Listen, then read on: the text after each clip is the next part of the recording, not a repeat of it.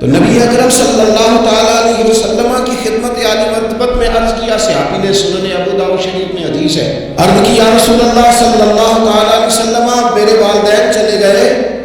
تو کیا میں ان کے جانے کے بعد بھی ان کے لیے کچھ کر سکتا ہوں؟ تو نبی پاک نے 5 باتیں ارشاد فرمایا ہاں، ایک تو ان کے لیے دعا مانگا کر، دوسرا اللہ کے محبوب نے فرمایا ان کے لیے استغفار کیا کر، تیسرا رسول کریم علیہ السلام نے فرمایا اگر انہوں نے کسی سے کوئی وعدہ کیا تھا تو اسے پورا کر دے، اگر تم سے ہو سکے،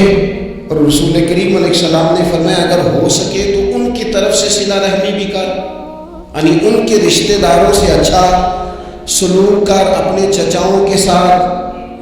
تو نیکی کر، اور اگر تیری والدہ کی طرف سے تو نیکی کرنا چاہے تو اپنے ماموں کے ساتھ، خالاؤں کے ساتھ تو اچھا سلوک کر، اور پھر 5ویں نمبر پر محبوب نے فرمایا اپنے والد کے دوستوں کی تعظیم کر،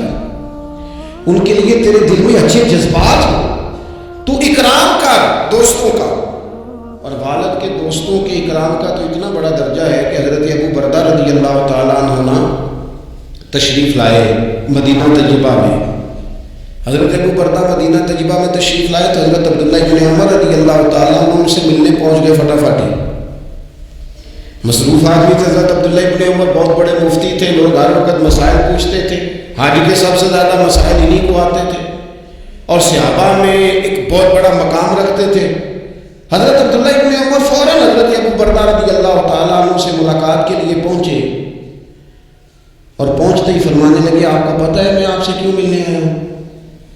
حضرت ابو بردہ کہنے لگے میں تو خود بڑا حیران ہوں کہ آپ ایک مصروف آدمی اور آپ ٹائم نکال کر کے میرے پاس تشریف لائے، فرمانے لگے اس لیے آیا ہوں کہ میرے